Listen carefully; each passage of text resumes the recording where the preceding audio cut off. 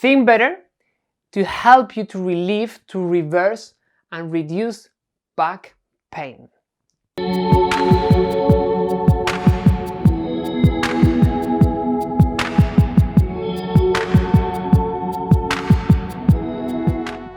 Strong evidence suggests that the persistent low back pain is a multidimensional biopsychosocial subject.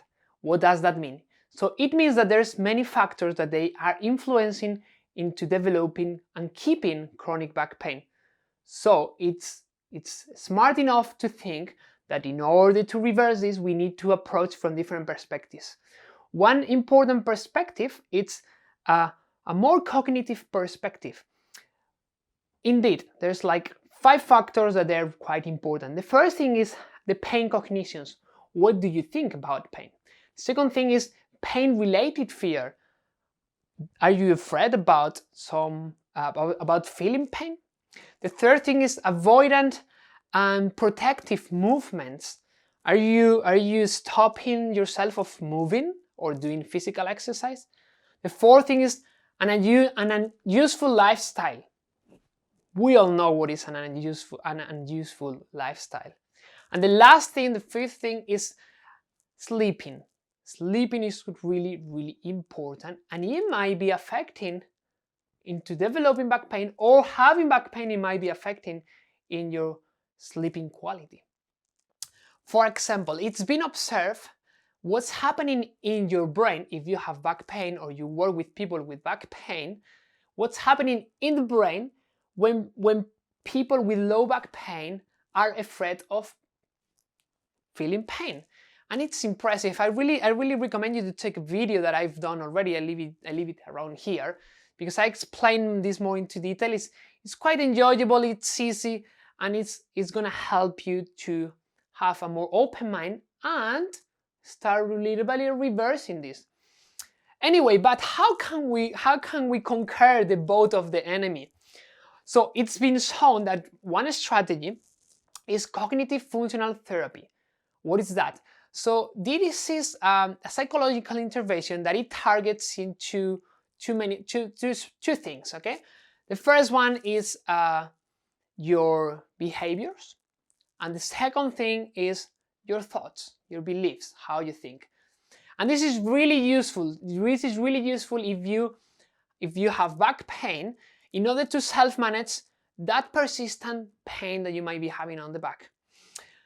For example, let's say that I have back pain. So I think, okay, I have been having pain, so I'm not gonna move. I'm not gonna go to do a trekking that I want to do. I'm not gonna be cycling. I'm not gonna go even to the supermarket because I'm gonna have pain, and I'm not gonna go to the gym or doing physical exercise. So, because what you're thinking, you are not doing something, and you're generating an avoidance strategy.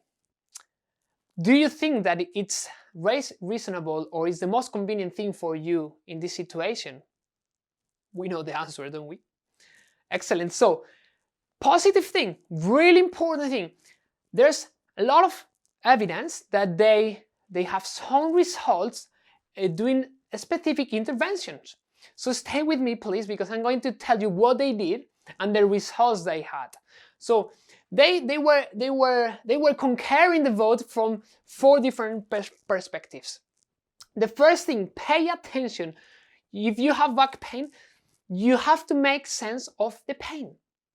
What does that mean? Okay, two things. Okay, just think about 2 things that they might help you. Education.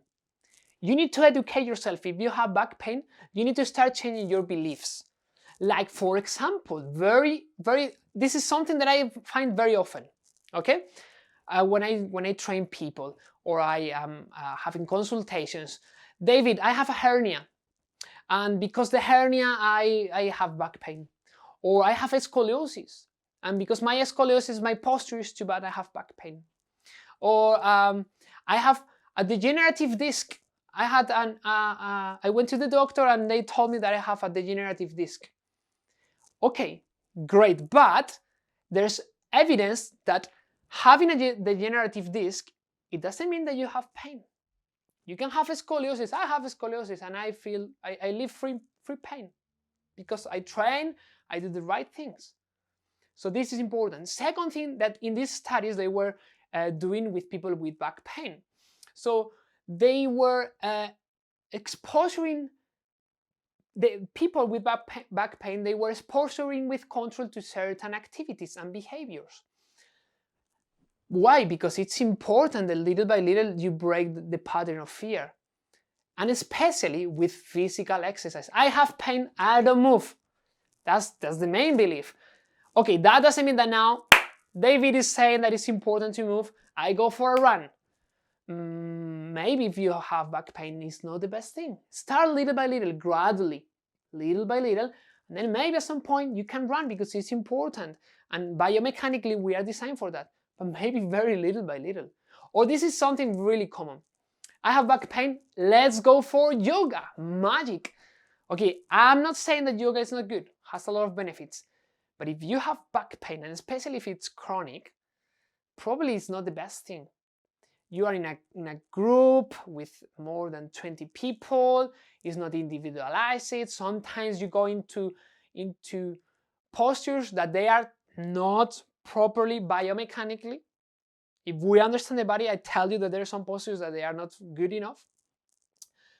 So first thing, try to go to a professional or search information online. There's great professionals and information around. Start little by little, and maybe at some point you can go to those kind of things. But you need something more specific if you have back pain. The third thing, lifestyle changes. If you have back pain, you need to change your lifestyle, especially stress and sleeping. Stress is something that it's crazy. So pay attention. Stress is related with a lot of psychosomatic disease. Yes, there's evidence. Stress, you have a lot of chances to have a lot of psychosomatic disease.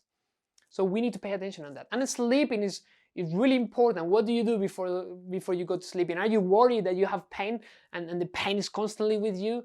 I have pain, tomorrow I'm gonna have pain, and I'm not gonna sleep good because I have pain. Shall I sleep in this position because I will have less pain? Slow down, relax. Relax before going to bed. Don't check the phone. Do some breathing exercises. Be grateful for things that you have in your life. Important. And the last thing they were doing, or if you have back pain, evidence suggests that emotional intelligence is really important. Like, for example, repressing emotions.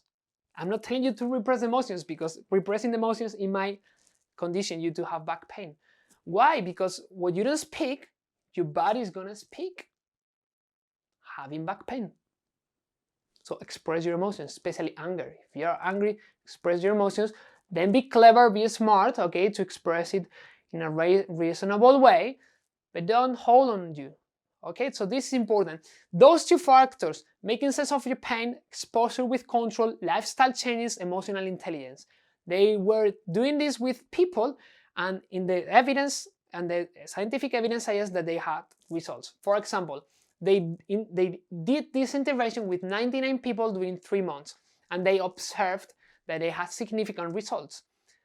Less pain intensity, less pain-related fear, much more positive beliefs and cognitions, much more emotional intelligence at the end, better quality of life. Indeed, they had a reduction of more than 72% in the opioids in this kind of persons, people that they were participating in the studies. It's great. And these people, they were not responsive to primary care treatments, but with this approach they had results. So at the end, if you have back pain, please, you need to face your fears and change them by education. You need to have a different beliefs about back pain. Education again, information. Practice. How? You need to explore your body. You need to be aware of your body. Work on your posture. Spend time on this. And at the end, you need to expose it gradually. You need to expose it to movement. We are designed to be moved, even if you have back pain. So check information. There's a lot. And At the end, don't be with your arms crossed, doing nothing. Okay, I have back pain, I'm not doing anything, I'm living resignated, and then I'm eating shit, I am watching TV before going to bed, worry about tomorrow, and this pain is part of my life and it will be always like that. No! No, you can improve, believe me. Okay, so check my YouTube channel. You can find information and useful tools that you can apply today. And remember that the way you move is the way you feel. Move pain-free, move frequently, and feel great. I'm David Del Corobarrutia. Please subscribe to my channel if you like it. Share this information with people to help them to reduce back pain and live better. Thank you very much.